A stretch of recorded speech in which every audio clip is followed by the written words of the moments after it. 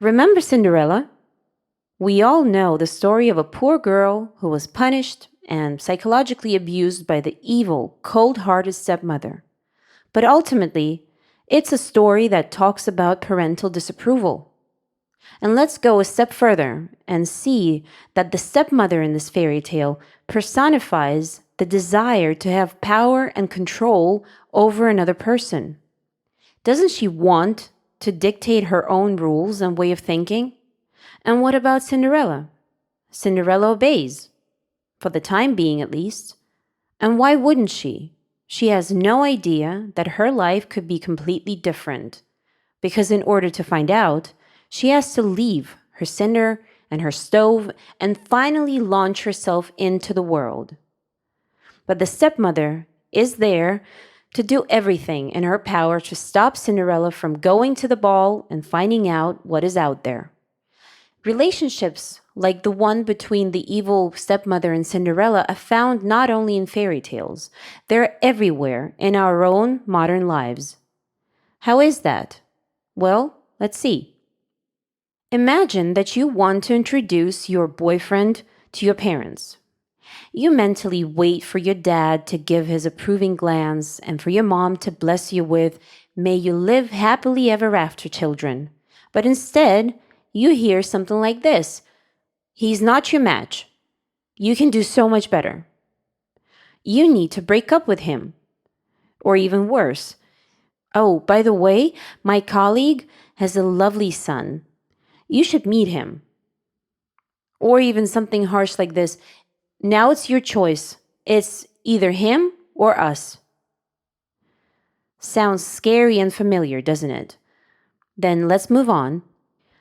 Parental disapproval of a partner, job, lifestyle, hobbies, or your appearance very often becomes a stumbling block in relationships with our parents, because the child not only has to find his own way in life, but also has to make a moral choice to go against parental will or not. And parents have their own reasons for disapproving of their children. The first reason is that their own parents disapproved of them. And the parents' parents disapproved of them, and on it went in a vicious circle from generation to generation. They simply did not see another way of communicating with their children because they never saw that another model of communication was even possible.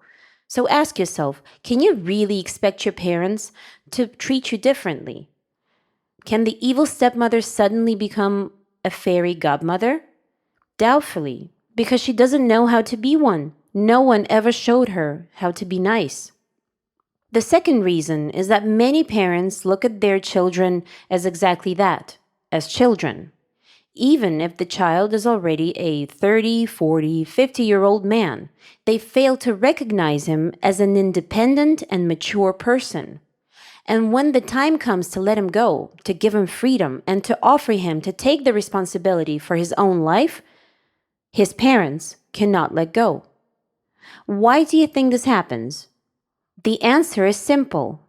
They are afraid to let go. They are afraid to be abandoned. They're afraid to let their child live the life that he wants to live because they will no longer be important to him. They think that, and that's what drives their control.